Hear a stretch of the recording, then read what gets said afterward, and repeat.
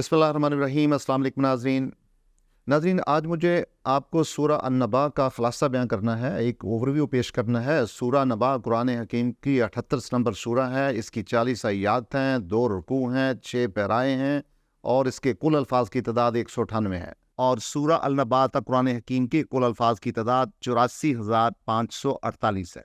इसका नाम इसकी पहली आयत से माखूज है, अम्मा यतासाअलून, जिसके बारे में वो बात करते हैं। तो नाज़रीन, जो अम्मा है ये ग्रामर के हिसाब से दो चीज़ों का मरकब है, अन और माँ। अन जो है हरफ़े जर है और जो माँ है वो हरफ़े इस्तिफ़हामिया है, जिसका मतलब दोनों को मिला के होगा कि वो जिसके बारे में। और यतासाअलून जो है ये फ़ेल मज़ारे हैं, गायब का सीगा है, जमा का सीगा है, जिसका मतलब है कि वो सवाल करते हैं उस चीज़ के बारे में, यानी गोया ये इशारा क़यामत की तरफ है।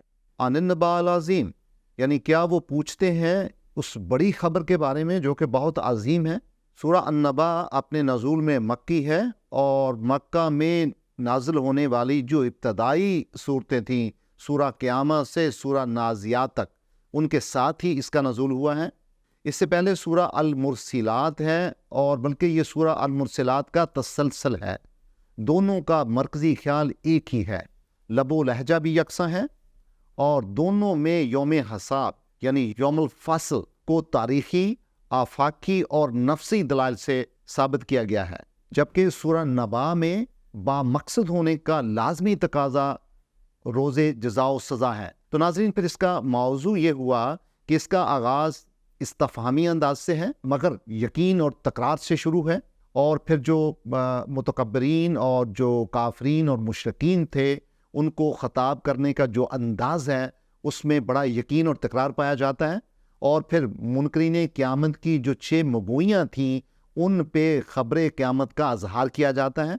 और फिर इसके बाद खुदा की नेमतों का ज़िक्र है, अल्लाह ताला की रहमत है, हिकमत है और कुदरत का ज़िक्र पाया जाता है और फ़ितरी दलाल पाए जाते हैं। और फिर अहवाल क़यामत की नक्शा कशी की गई है, फ़ितरी होलनाकियों का बयान है, सूर का फूंका जाना बयान किया जाता है और फिर जो मंजर होगा इंसानों का उस वक़्त उसका एक बयान है कि इंसानों का अहवाल क्या होगा, यानी जो तागी लोग होंगे उनका अहवाल बयान किया गया है। फिर मुत्कियों का इनाम है और उनकी नेकी का अजर है और बताया जाता है कि वहाँ पे इंतहाई मुतअख़्खर सोसाइटी होगी और जिनको हर तरह की आसाइशें अवेलेबल होंगी। फिर मंजर यौम हसाब है जिसमें अल्लाह ताला की इजाज़त को बगैर किसी को बोलने की इजाज़त नहीं होगी और लोग कतार दार कतार अंदर शामिल होंगे और उन मनाज़िर को देख के कुफ़ार की हसरत होगी कि काश हम मट्टी होते। नाज़रीन, इसका मरकज़ी ख्याल यौम फ़स्ल का यानी फ़ैसले के दिन का असबात है, उसके वक़ू है और मुनकरीन हक़ से हुस्ने सलूक है और मुत्कियों का इनाम का वाज़े बयान है। और आखिर में कुरान हकीम कहता है, इन्ना ज़न्नकुम अज़ाबन करीबा, यानी अल्लाह ताला की ज़ात कहते हैं कि बिलाशुबा हम आपको बहुत करीब अज़ाब से डराते हैं, ख़बरदार करते हैं। और ये वो दिन होगा यौमा यंज़ुरुल मरउ मा क़द्दमत यदाहु, जिस दिन हर मर्द जो है, हर शख्स जो है वो अपना हिसाब देख लेगा, यानी जो उसने अपने हाथ से आगे भेजा होगा उसको देख लेगा। और वयक़ूलुल काफ़िरु यलैतनी कुन्तु तुराबा, और कुफ़ार की हसरत होती कि काश हम मट्टी होते। नाज़रीन, सूरा नबा के 40 आयात हैं और इसके 6 पैराए हैं। इसका पहला पैराया आयत नंबर 1 से आयत नंबर 5 तक है। इन आयात में क़यामत पे मुनकरीन हक़ का इख्तलाफ वाज़े किया गया है और बताया जाता है कि वो जो सवालात करते थे, अम्मा यतासाअलून अन-नबाअल अज़ीम। अम्मा बेसिकली, अम्मा जो है शद के साथ है लेकिन ये अम्मा से ही है, जैसे अल्फ के साथ अम्मा होता है। ये ग्रामर के हिसाब से दो चीज़ों का मरकब है, अन और माँ। अन जो है हरफ़े जर है और जो माँ है वो हरफ़े इस्तिफ़हामिया है, जिसका मतलब दोनों को मिला के होगा कि वो जिसके बारे में। और यतासाअलून जो है ये फ़ेल मज़ारे हैं, गायब का सीगा है, जमा का सीगा है, जिसका मतलब है कि वो सवाल करते हैं उस चीज़ के बारे में, यानी गोया ये इशारा क़यामत की तरफ है। चूँकि कुरान हकीम के ज़रिए उनको क़यामत का पता चला था, रसालत मआब ने क़यामत जो सूरतें नाज़िल होती थी उनके ज़रिए ही उनको इदराक होता था, ख़बर होती थी, तो लिहाजा वो उस बारे में सवाल करते थे। चूँकि वो कुरान हकीम पे ही यकीन नहीं करते थे, या उसको सिहर कहते थे या कहते थे कि ये इफ्तरा है, गढ़ा हुआ है, یا کبھی شعر کہتے تھے، کبھی کہتے تھے یہ کہانت ہے۔ تو بہرحال یوم قیامہ کی جو حقانیت ہے ان آیات میں ان کو واضح کیا گیا ہے، اور پھر کہا ہے الذی ہم فیہا مختلفون، یعنی کیا وہ اس بارے میں اختلاف کرتے ہیں؟ کلا سیعلمون، ہرگز نہیں، ہرگز نہیں، کلا سیعلمون، ان کو اس کا علم ہو جائے گا۔ سیعلمون ظاہر ہے اس کا مستقبل کا صیغہ ہے، سین سے واضح ہے، اور کلا کا مطلب ہوتا ہے جب پچھلی بات کی سختی سے نفی، شدت سے نفی کی جاتی ہے، ثم کلا سیعلمون، دوبارہ اسی یاد کو رپیٹ کیا جاتا ہے کہ تو پھر ایسا ہرگز نہیں ہے، سیعلمون، یقیناً ان کو علم ہو جائے گا، یعنی وہ دن آئے گا جو بہت واضح طور پر ان کے سامنے ہوگا اور حق ان کے سامنے ہوگا، اور تاکہ یہ جو ابھی جو یقین کر رہے ہیں وہ کذب ہے اور وہ ایلوژنز ہیں جن میں یہ پڑے ہوئے ہیں۔ ناظرین، 2 نمبر پیراگراف میں شواہد انفس و آفاق ہیں، اور یہ آیت نمبر 6 سے آیت نمبر 16 تک ہے، اور قرآن حکیم بہت خوبصورت طریقے سے یہ دلائل دیتا ہے کہ عالم نجعل الارض مہادا، کہ کیا ہم نے زمین کو آپ کے لیے بچھونا نہیں کر دیا، اور والجبال اوتادا، اور پھر خدا کے اللہ تعالیٰ کی ذات کہتے ہیں کہ کیا ہم نے زمین پہ جو پہاڑ ہیں ان کو میخیں نہیں بنا دیا، چونکہ جو زمین جب شروع میں تھی تو اس میں زلزلہ کسی کیفیت تھی، یعنی وہ کانپتی تھی، وہ ٹھہر نہیں سکتی تھی، تو ان کو فکس کرنے کے لیے اللہ تعالیٰ کی ذات نے پہاڑوں کو بنا دیا۔ پھر قرآن حکیم کہتے ہیں وَخَلَقْنَكُمْ أَزْوَاجًا، اور پھر ہم نے آپ کے جوڑے جوڑے بنائے، یعنی ہر چیز زوجین میں بنائے، وَجَعَلْنَا نَوْمَكُمْ سُبَاتًا، اور پھر ہم نے رات کو بنایا تمہارے لیے آرام کے لیے، وَجَعَلْنَا اللَّيْلَ لِبَاسًا، اور پھر ہم نے آپ کے لیے، اللہ تعالیٰ کی ذات کہتے ہیں کہ رات کو ایک لباس کے طور پہ بنایا، وَجَعَلْنَا النَّهَارَ مُعَاشًا، اور دن کو آپ کی معیشت کے لیے، آپ کے کھانے پینے کے لیے، کام کرنے کے لیے، ورکنگ کے لیے بنایا، وَبَنَيْنَا فَوْقَكُمْ سَبْعًا شِدَادًا، اور پھر ہم نے آپ کے اوپر آسمان، بڑے زبردست قسم کے آسمانوں کا سلسلہ بنایا، وَجَعَلْنَا سِرَاجًا وَهَاجًا، اور پھر سورج ہم نے آپ کے لیے بنایا جو کہ بہت بڑا منبع ہے آپ کی روشنی کا۔ وہاجہ کہتے ہیں ایک دمکتی ہوئی روشنی والی چیز جو بہت روشن ہو اور بہت گرم بھی ہو، اس کو کہتے ہیں وہاج، تو اس سے مراد سورج ہے۔ وَأَنزَلْنَا مِنَ الْمُعْصِرَاتِ مَاءً ثَجَّاجًا، اور پھر ہم نے ایسے بادل آپ پہ لائے جو کہ آپ پہ بارش برساتے ہیں۔ موسرات کہتے ہیں وہ بادل جو بارش برسانے کے قریب ہوں، یا جو ہوائیں ایسے بادلوں کو لے کے آئیں، ان کو کہتے ہیں الموسرات۔ اور مان سجاجہ کہتے ہیں پانی کا بہنا، پانی کا بہت بہانا، اس کو سجاجہ کہتے ہیں۔ لِنُخْرِجَ بِهِ حَبًّا وَنَبَاتًا، کہ پھر ہم خارج کرتے ہیں، ہم اگاتے ہیں کیا؟ حبًّا وَنَبَاتًا، یعنی آپ کا جتنا بھی غلہ ہوتا ہے اور جو دوسرے نباتات ہیں وہ اس سے اگتے ہیں زمین سے، وَجَنَّاتٍ أَلْفَافًا، اور ایسے باغات ہوتے ہیں جو کہ ایک دوسرے سے لفے ہوئے ہوتے ہیں۔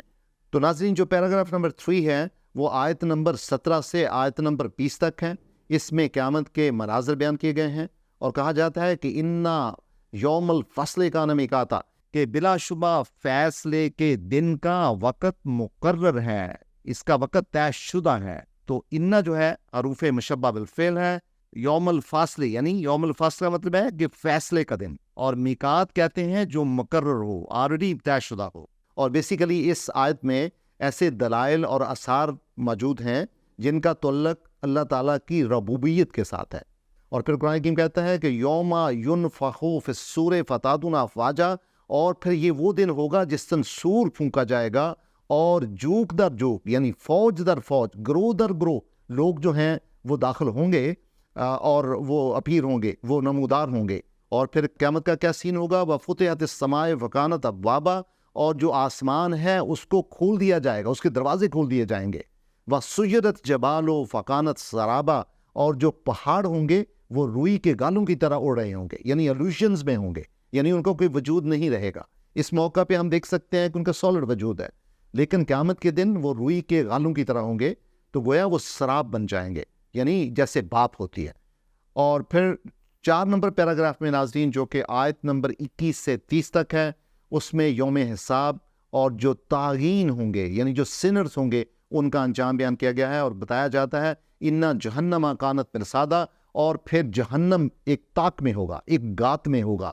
کن کے لیے؟ لے طاغین معابا، لے یہاں پہ لام تعلیل ہے، یعنی وہ طاغی جو لوگ ہوں گے، جو سنرز لوگ ہوں گے، گناہ کرنے والے لوگ ہوں گے، ان کے لیے وہ گات میں ہوگا، یعنی ان کا ٹھکانہ ہوگا وہ۔ اور لا بسینہ فیہا احقابا، اور وہ ہمیشہ اس میں رہیں گے. لا یذوقون فیہا بردا ولا شرابا، اور اس دن نہ کوئی پلیزنٹ اور کوئی ٹھنڈی چیز ان کو اویلیبل ہوگی، یعنی ان کے پینے کے لیے کوئی ایسا مشروب نہیں ہوگا جو کہ ان کے دل کو جس کا ٹمپریچر بہتر ہوگا، بلکہ کیا ہوگا، الا حمیم و غساقہ، یعنی ہاں یا تو وہ بہت ہی گرم ہوگا اور یا بہت ہی ٹھنڈا ہوگا. غساقہ کا مطلب انتہائی ٹھنڈا کو بھی کہتے ہیں، اور اس سے یہ بھی مراد دیا جاتا ہے کہ ایسی چیز جو کہ اتنی پاک نہیں ہوگی بلکہ انتہائی گندگی والی چیز ہوگی اور بہت ٹھنڈی ہوگی. جزاء وفاقہ، بیسیکلی یہ ان کی جزا ہوگی جو ان کے اعمال کے مطابق ان کو ٹیلر کر کے دی گئی ہوگی، یعنی ان کے اعمال کے عین مطابق ان کو جزا ملے گی. یعنی ایک طرف ابلتا ہوا پانی ملے گا اور دوسری طرف شدت کا ٹھنڈا پانی ہوگا. بیسیکلی یہ ان کے حقوق میں جو افراط و تفرید پایا جاتا تھا، یعنی اس کا نتیجہ ہے. انہم کانوا لا یرجون حسابا، اور پھر کیا وہ تو توقع ہی نہیں رکھتے تھے کہ ان کا کوئی حساب ہوگا، لہٰذا اس کے نتیجے کے طور پہ وَقَذَّبُوا بِآيَاتِنَا كَذَّابًا، انہوں نے ہماری آیات کو بہت ہی شدت کے ساتھ جھٹلایا. یہاں پہ کذابہ جو ہے وہ مصدر ہے جو تاکید فعل کے لیے آیا ہے، اور کذاب اور تکذیب کے ایک ہی معنی ہے. تو پھر قرآن حکیم کہتا ہے وَكُلَّ شَيْءٍ أَحْصَيْنَاهُ كِتَابًا، اور ہر ایک چیز جو ان کی ہوتی ہے، ان کا جو ہر فعل ہوتا ہے اس کو لکھ لیا جاتا ہے ایک کتاب کی شکل میں.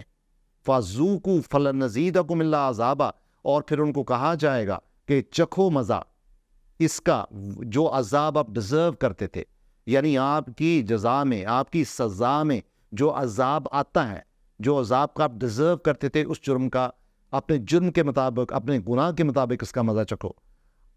تو ناظرین، جو 5 نمبر پیراگراف ہے اس میں متقین کا انعام آخرت پایا جاتا ہے، اور یہ آیت نمبر 31 سے 36 تک ہے، اور کہا جاتا ہے اِنَّ لِلْمُتَّقِينَ مَفَازًا، اور یقیناً جو متقی لوگ ہوں گے وہ کامیابی میں ہوں گے. اور ان کا منظر کیا ہوگا، حدائق و انابا، یعنی ان کے ارد گرد باغات ہوں گے اور انگور ہوں گے. اناب انگور کو کہتے ہیں، یعنی سمبولکلی انگور کی مثال دے کے ان باغوں کی خوبصورتی کو اور ان کے پروویژنس کو، جو نعمتیں ہیں، ان کو بتایا گیا ہے. وَقَوَائِبَ أَتْرَابًا، اور ان کے ساتھی وہ لوگ ہوں گے جو ان کے ہم عمر ہوں گے. وَقَاسًا دِہَاقًا، یعنی اچھلتے ہوئے پیالے، یعنی ایسے پیالے جو اوپر تک بھرے ہوں گے. لا یسمعون فیہا لغوا ولا کذابا، اور نہ ہی وہ لغو بات سنیں گے اور نہ ہی کوئی جھوٹ امیز بات سنیں گے. اور جزاء من ربک عطاء حسابا، اور اس دن ان کے رب کی طرف سے ایسی ان کو عطا ملے گی، ایسی ان کو معاوضہ ملے گا جو ان کے حساب کے عین مطابق ہوگا، یعنی ان کے اعمال کے بالکل مطابق ہوگا. یعنی جزاء من ربک عطاء حسابا، یہ اہل جنت کا انعام ہے بیسیکلی.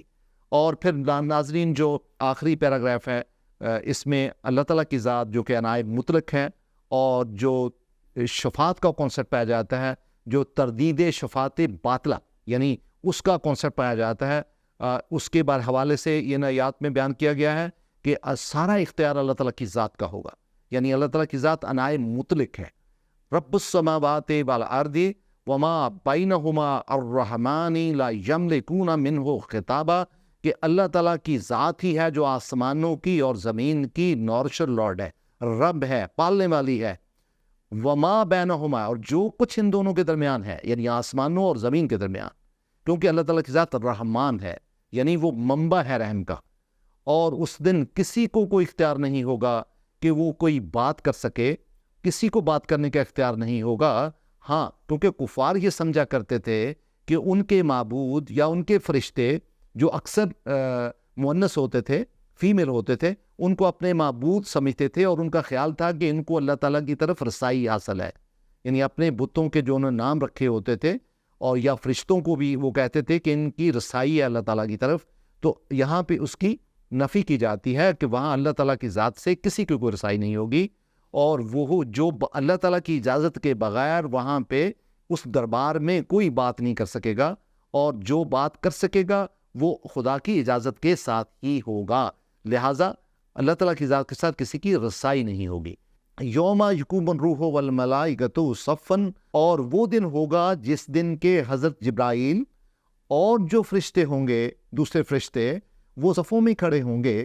اور لا یتکلمون، اور کوئی بات نہیں کر سکے گا، ہاں، الا من اذن له الرحمن وقال صوابا، جس کو اللہ تعالیٰ کی ذات اجازت دے اور وہ بالکل صحیح بات کرے گا.